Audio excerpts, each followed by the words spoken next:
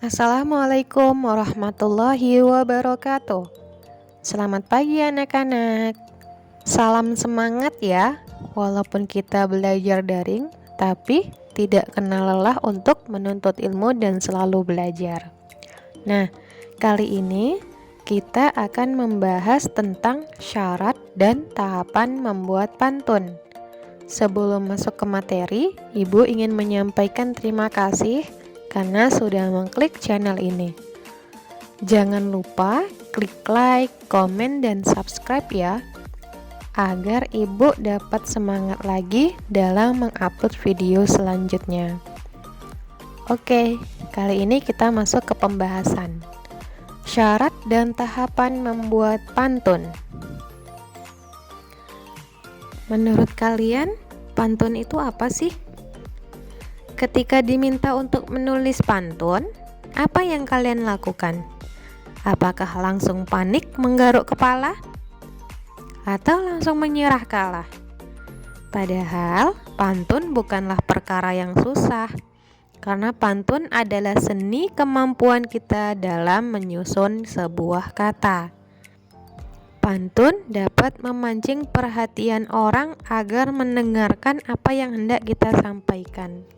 Misalnya, ketika ruangan kelas ribut, biasanya kita berteriak supaya yang lain bisa diam.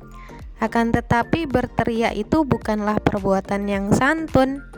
Maka orang-orang dahulu menggunakan pantun untuk menenangkan suasananya. Nah, pantun itu apa sih? Pantun adalah susunan kata yang dirangkai menjadi indah. Nah, ini dia contoh pantun. Nih ya. Tarik benang, tariklah sulam. Kain perada indah memancar. Mari tenang, marilah diam.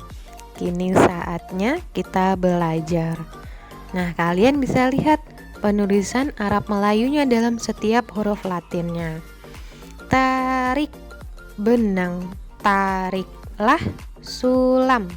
Kain perada indah memancar. Mari tenang, marilah diam. Kini saatnya kita belajar. Langsung masuk ke syarat-syarat membuat pantun. Apa aja sih syarat-syarat membuat pantun? Nah, yang pertama harus terdiri dari 2 baris sampiran dan 2 baris isi. Yang bagaimana sampiran, yang bagaimana isi? Nah, ini dia contoh pantun yang tadi. Yang mana sih Bu yang sampirannya? Yang mana sih Bu yang isinya? Ini dia. Yang 2 baris di atas itu adalah sampiran. Sedangkan 2 baris yang paling bawah itu adalah isi. Kedua, syarat-syarat membuat pantun terdiri dari 8 hingga 12 suku kata ya. Nih, tarik benang, tariklah sulam. Ada 9 suku kata.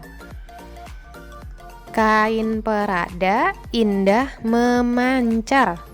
Ada 10 suku kata.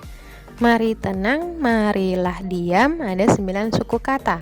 Kini saatnya kita belajar. Jika kurang dari 8 suku kata atau lebih dari 12 suku kata, maka bunyi pantun jadi kurang sempurna. Nah, gimana sih kita menentukan suku kata ini? Nah, kita lihat yang pertama. Tarik, tarik 2. Benang 3, 4, 5, 6, 7, 8, 9. Jadi ada 9 suku kata ya. Tarik, tarik. Nah, itu udah 2. Benang, benang. Itu udah 2. 2 tambah 2, 4. Tarik 2. 4 tambah 2, 6. 6, 7, 8, 9. Nah, itu dia suku kata namanya ya. Begitu juga selanjutnya. Nah, masuk ke syarat-syarat membuat pantun yang ketiga. Bersaja a atau ab. Nah, yang pertama, bersaja a itu yang bagaimana? Nah, nih Ibu ambil contoh pantun. Hendak mengupas buah kuini, tajamkan dahulu pisau belati. Malas belajar di masa kini, entah apa gunamu nanti. Bagaimana melihat saja a-nya? Lihat huruf di ujung kalimat. Nih, di sini i, di kata kedua i, di kata ketiga i, di kata keempat i. Nah, jadi ini i ini bisa juga masuk ke dalam saja a ya.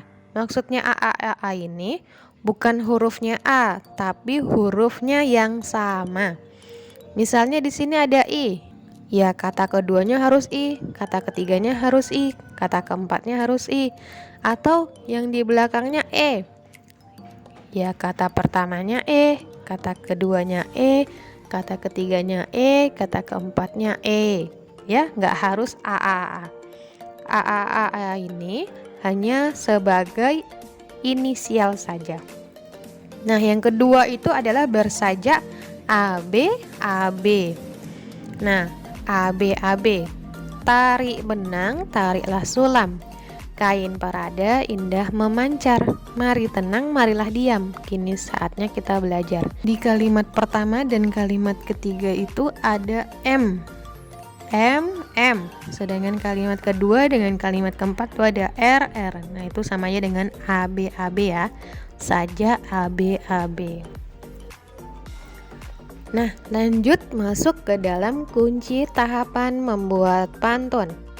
Bagaimana kuncinya? Nih, Bu kasih tahu. Pikirkan dahulu apa yang hendak disampaikan.